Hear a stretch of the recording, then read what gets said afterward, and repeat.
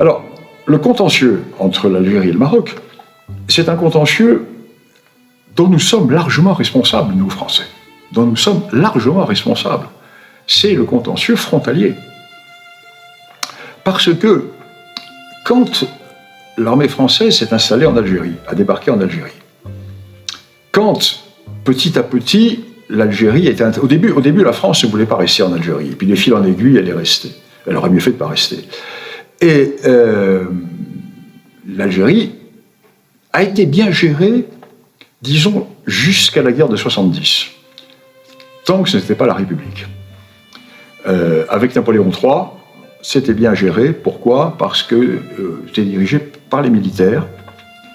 Et du jour au lendemain, la République, une fois de plus, vous allez dire que j'ai un tropisme anti-républicain. Oui, bon, c'est pas sur la personne, je ne suis pas républicain, je ne suis pas un amoureux de la République, je suis un vieux, je ne suis pas un vieux royaliste, je suis un vieux monarchiste, c'est pas la même chose.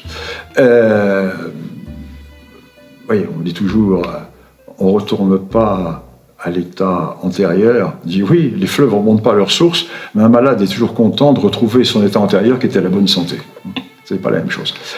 Donc, la République arrive au pouvoir après la guerre de 70 et applique le jacobinisme, etc. Et l'Algérie va devenir département français. À partir du moment où l'Algérie est département français, ben, le but, ça va être de l'agrandir. Donc, la France va agrandir l'Algérie en reniant sur le Maroc. Le Maroc, qui est un État qui est plus que millénaire. Quand Hugues Capet, en 987, est élu roi de France, la monarchie marocaine a déjà un siècle et demi d'existence avec les Idrissides. Attention, nous sommes en présence d'une monarchie plus que millénaire. Même s'il y a eu des dynasties qui ont changé, mais c'est plus que millénaire. Et la France va donc élargir l'Algérie en grignotant le Maroc. Et des régions, les régions sahariennes par exemple, Colombéchar, c'est une zone algérienne. Le Touat, le Gourara, le Tidikelt, Igli, tout ça, c'est algérien. Pardon, c'est marocain. Et c'est historiquement marocain, nous le savons. Moi, j'ai travaillé sur les archives marocaines. Les archives marocaines, il y a les nominations des caïds dans la Saoura, etc. On a les noms des caïds marocains, donc des préfets de l'époque, hein, des préfets marocains. À l'époque, ça ne parle pas des préfets, mais... Donc, c'est indubitablement marocain. Les Algériens le savent. Mais ils refusent de le dire. Bien sûr, ils n'ont pas accepté de perdre une partie de leur territoire.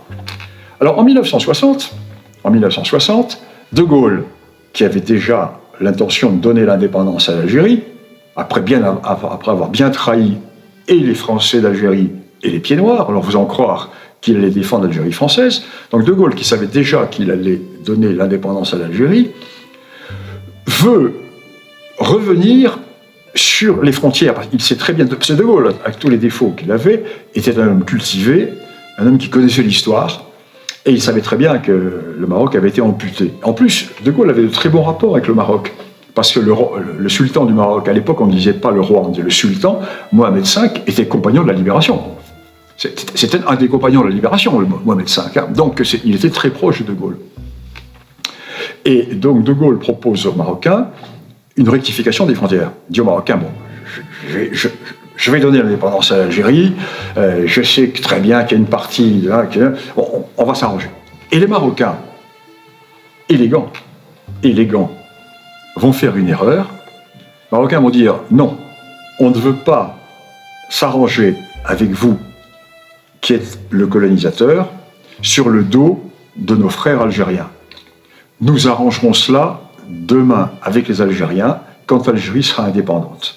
Et les Marocains vont entamer, avant l'indépendance de l'Algérie, des négociations avec le gouvernement algérien provisoire, le GPRA, le gouvernement provisoire de la République algérienne, et il va entamer des négociations fin 60, début 61, donc un an et demi avant l'indépendance de l'Algérie, et le GPRA reconnaît la légitimité de la rectification des frontières.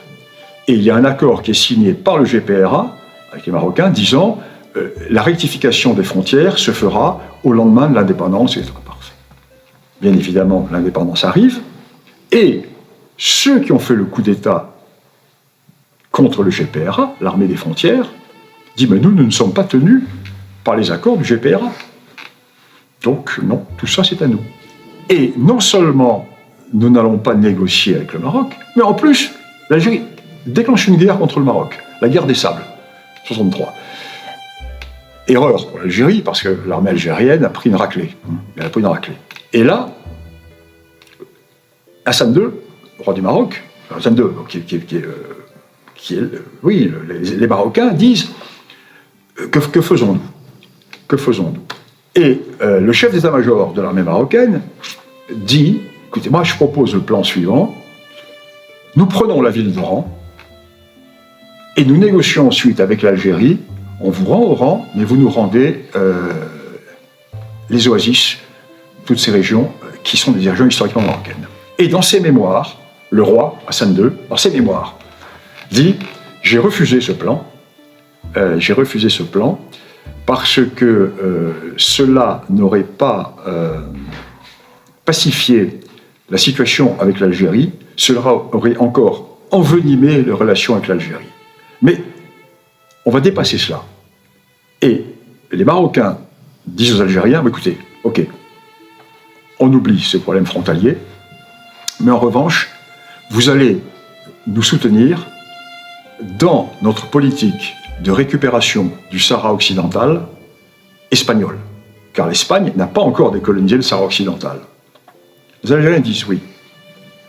Et non seulement les Algériens ne vont pas soutenir le Maroc, mais les Algériens vont créer le mouvement anti-marocain du Polisario.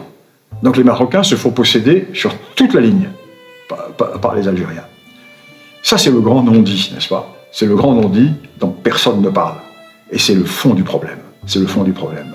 Parce que l'Algérie sait très bien historiquement que toute une partie de l'ouest algérien est marocain,